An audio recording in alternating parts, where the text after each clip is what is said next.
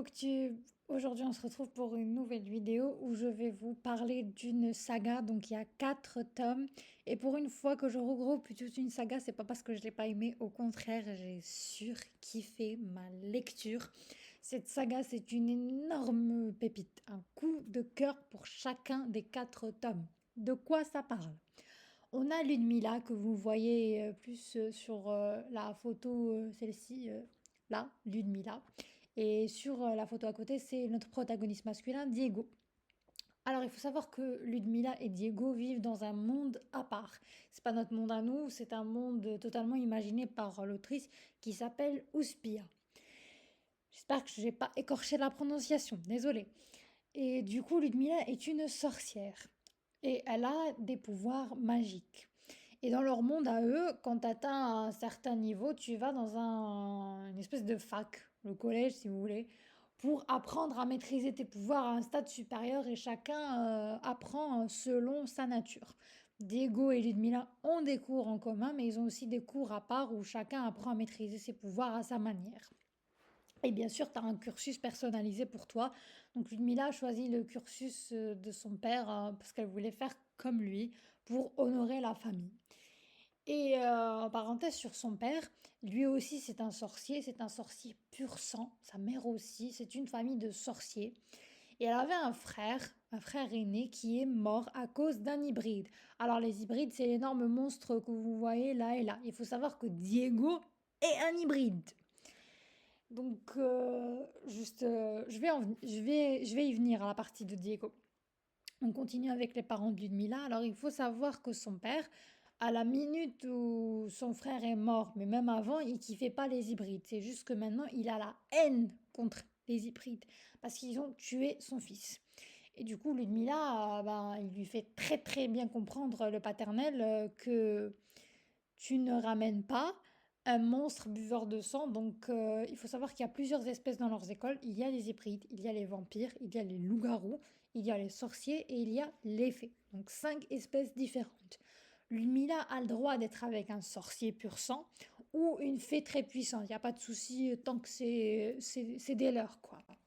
Mais en ce qui concerne les buveurs de sang, vampires, hybrides, loups-garous, niente. Elle n'a pas le droit d'être avec eux. Même au niveau de la loi de leur pays, elle n'a pas le droit d'être avec eux. Limite, elle peut se faire tuer ou aller en prison à perpétuité pour avoir été avec un hybride, un loup-garou ou un vampire. Il n'y a que les fées et les sorciers qui sont autorisés à s'accoupler. C'est tout.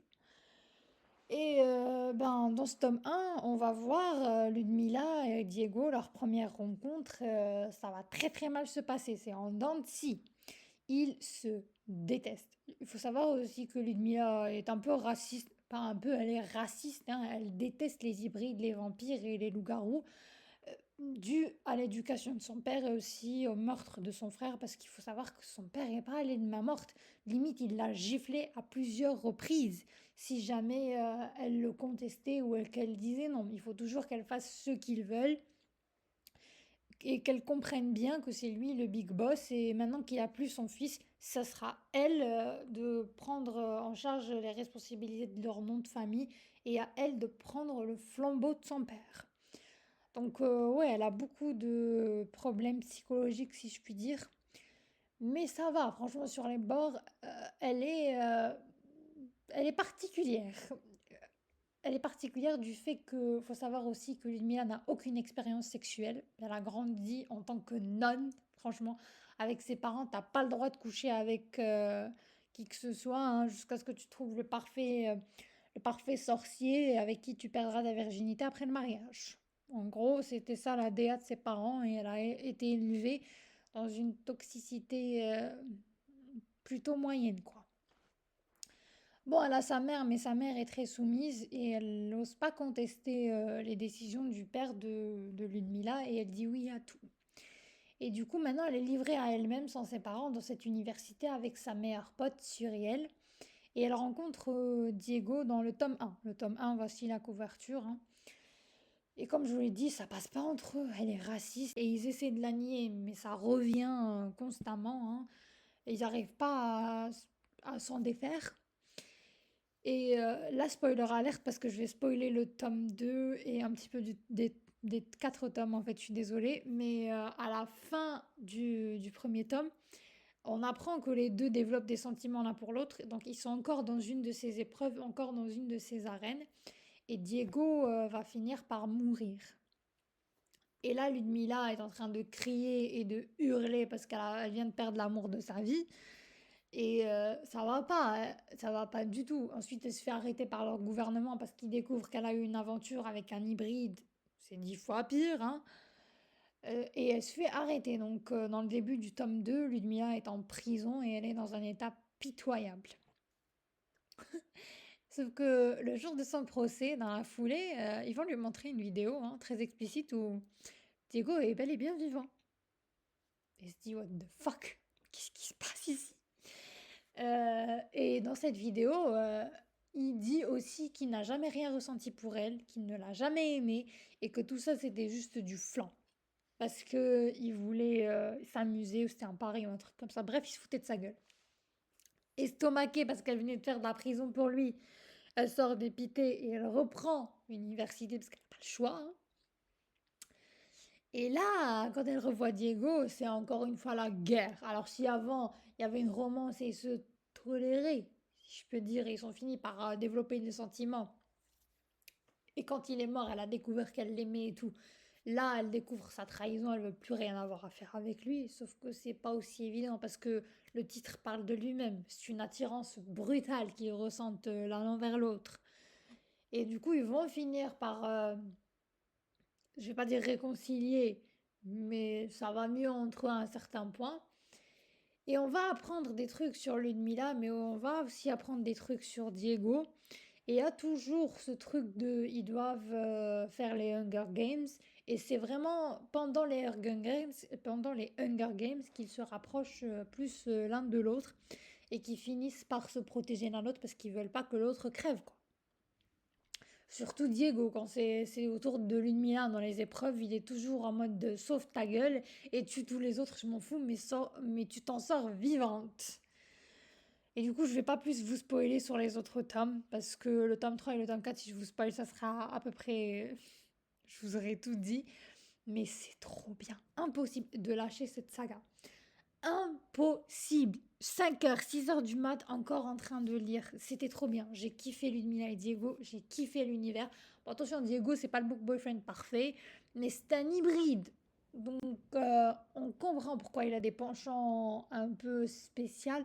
Oh punaise, le chapitre où elle a perdu sa virginité, j'étais en mode non, c'est pas possible que ça se passe comme ça. Mais putain, ça se passe comme ça. Et ça prend une plombe hein, avant qu'elle perde sa virginité. Je me souviens même plus dans quel tome c'est. Mais c'était long. Et la jalousie qu'il a envers toutes les personnes qui respirent autour de Ludmilla et qui montrent un intérêt amoureux envers elle, c'est un truc de ouf. C'est vraiment flippant. Mais flippant et on finit par aimer au fait Diego parce qu'on comprend ses pulsions de mal alpha en mode c'est ma meuf, je la protège. T'as rien à faire là et personne d'autre à part moi ne peut la voir. Et le tome 4, franchement, quand je l'ai fini, j'étais en mode j'en veux encore s'il vous plaît. Je voulais relire la saga, je voulais un chapitre bonus. Mais c'était tellement bien que j'arrivais pas à décrocher. C'est trop bien. Les événements, comment elle a su gérer. Alors, il faut savoir que j'ai lu d'autres tomes de l'autrice, mais franchement, je pense qu'elle s'est surpassée dans celui-là. C'était mon préféré. J'ai lu Carnage, mais ça n'avait pas été le même coup de cœur. Mais celui-là, waouh! C'est un mélange entre les 4 séries préférées quand j'avais ado, genre Vampire Diaries, Charmed, The Originals, et c'est pas une série, c'est un film, mais Hunger Games. Trop trop bien. J'ai adoré. S'il y avait beaucoup d'action, les événements sont super bien gérés, les personnages... Bon, Ludmilla m'a un peu fait chier, je ne vais pas vous le cacher sur les bords, mais ça passe. Là, que quelqu'un lui explique c'est quoi ça, hein. Pitié. Parce que, à un certain moment, j'ai dit non, c'est pas possible. Mais c'était drôle et c'était beau et plein d'action et j'ai adoré et je recommande cette saga, hein. Franchement, si vous ne l'avez pas lu, lisez-la. Elle est trop trop bien. J'ai adoré. Merci à chez Carotte parce que l'expérience, je la réitérerai très certainement. Je mettrai cette saga de côté, je la relirai en entier tellement j'ai kiffé. Et pour les citations préférées, sachez que j'en ai pris des 3, 4 premiers tomes. Je me souviens plus, en tout cas c'est du premier, du troisième et du deuxième, je crois. Aujourd'hui, je prends conscience que les seuls monstres sont ceux qui entravent les libertés des autres et qui n'éprouvent aucune peine à détruire des vies tant que leurs objectifs sont atteints.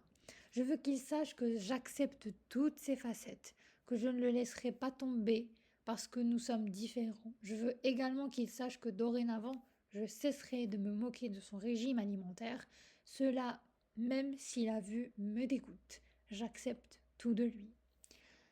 Je suis à lui et il est à moi. Dans nos cœurs, au moins dans nos cœurs, au moins, à tout jamais, jusqu'à ce que la mort vienne me prendre. Il sera mon plus grand secret. Lisez-les et donnez-moi votre avis. C'est trop trop bien, j'ai adoré cette saga.